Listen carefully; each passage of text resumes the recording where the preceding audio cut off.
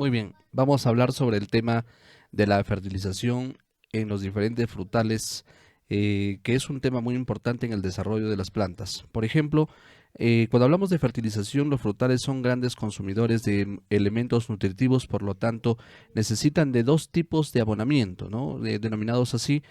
El primero, que se denomina el abono de fondo. Cuando hablamos del abono de fondo, que se refiere o se puede hacer al inicio de la siembra, o en todo caso decirlo así, antes de la siembra.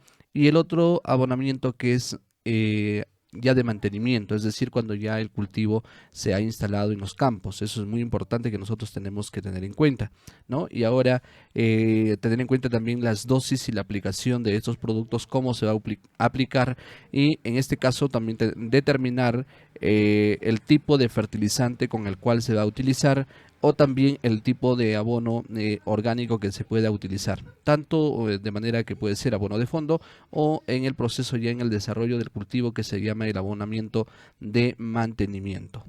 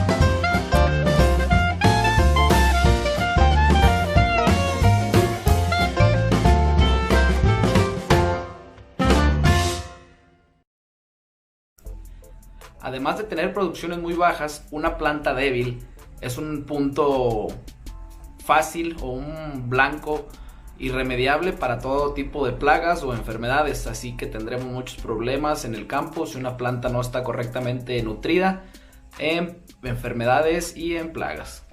Ahora sí se preguntarán cuáles son los macro y cuáles son los micronutrientes. Los nutrientes que forman los macronutrientes son el potasio, el nitrógeno y el fósforo.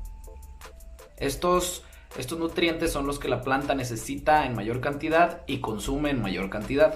Los nutrientes que conforman los micronutrientes son los siguientes: azufre, calcio, magnesio, cobre, molibdeno, boro, fierro, zinc, magnesio y cloro.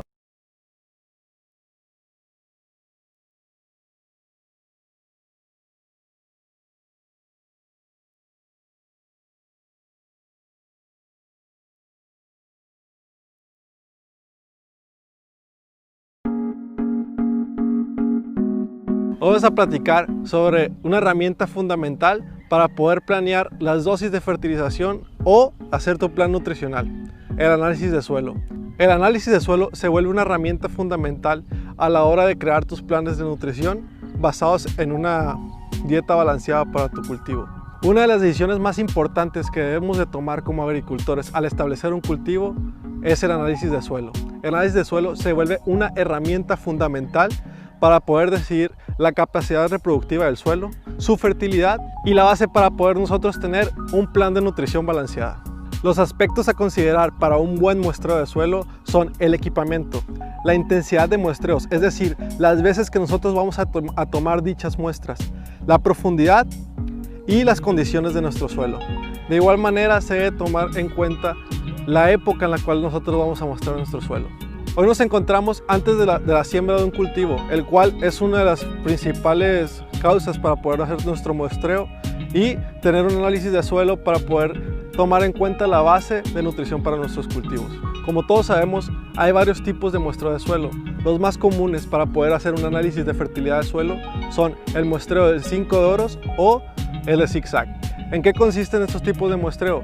Por ejemplo, el 5 de oros es aquel donde tú realizas 5 submuestras, una en cada esquina de la parcela y una en el centro.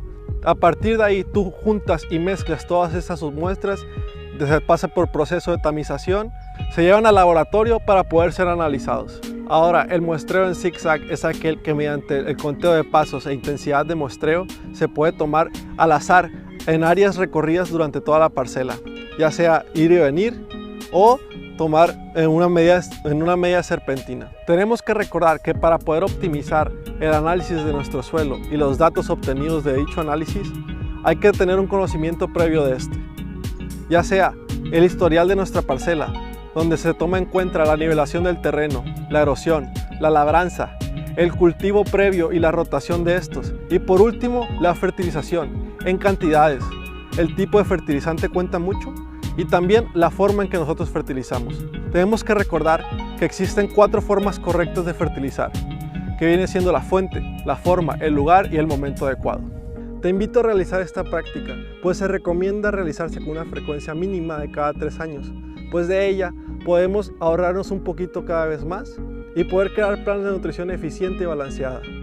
Te esperamos en la próxima cápsula y recuerda que queremos compartir conocimiento contigo.